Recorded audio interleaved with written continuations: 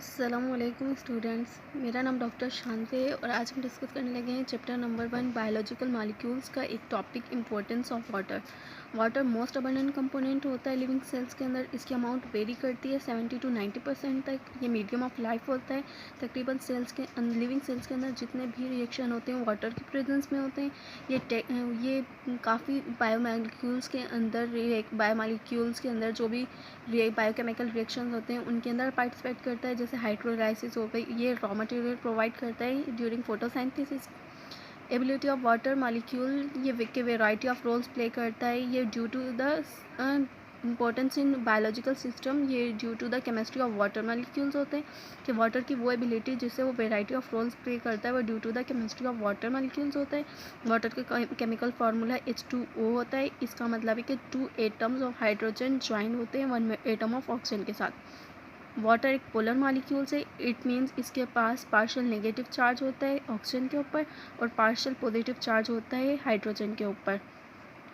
ये बिकॉज इसके ऊपर पॉजिटिव और नेगेटिव चार्जेस इस वजह से आता है due to the difference in electronegativity of hydrogen and oxygen atom. The separation of electrical charge is called dipole, कि एक पर पॉजिटिव चार्ज और एक पर नेगेटिव चार्ज है, इसको हम डायपोल कहते हैं। ये वाटर को इंपॉर्टेंट प्रॉपर्टी प्रोवाइड करता है जैसे हाई पोलरिटी हो गई या फॉर्मेशन ऑफ हाइड्रोजन बॉन्ड हो गया, कोहेजन हो गई, एडिशन हो गई, हाई स्पेसिफिक हीट हो गई, हाई हीट ऑफ वेपराइजेशन हो गई, हाइड्रोफोबिक एक्सक्लूजन हो गया, आयनाइजेशन हो गई और लो डेंसिटी ऑफ आइस।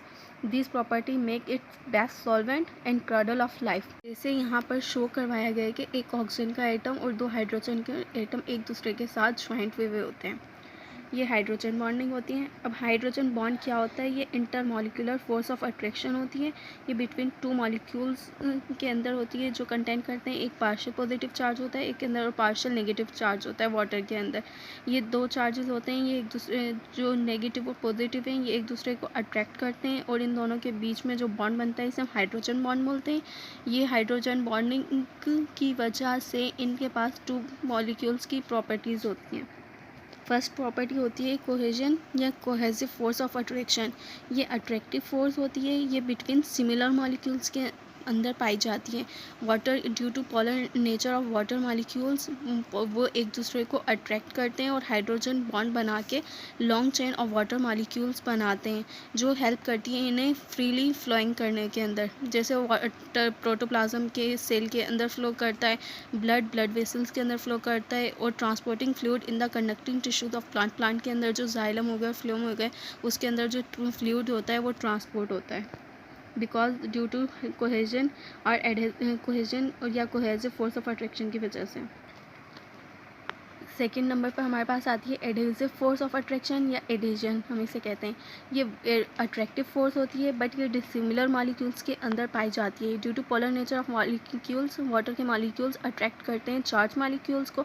जैसे ये हो गई, यहाँ पर भी कुछ मॉलिक्यूल्स अटैच होंगे तो ये भी इसके साथ जाके अटैच हो जाते हैं वॉल के साथ और ये होल्ड करते हैं वाटर मॉलिक्यूल्स को वेसल्स के अंदर और इसको प्रिवेंट करते हैं कि ये बैकवर्ड फ्लो करे।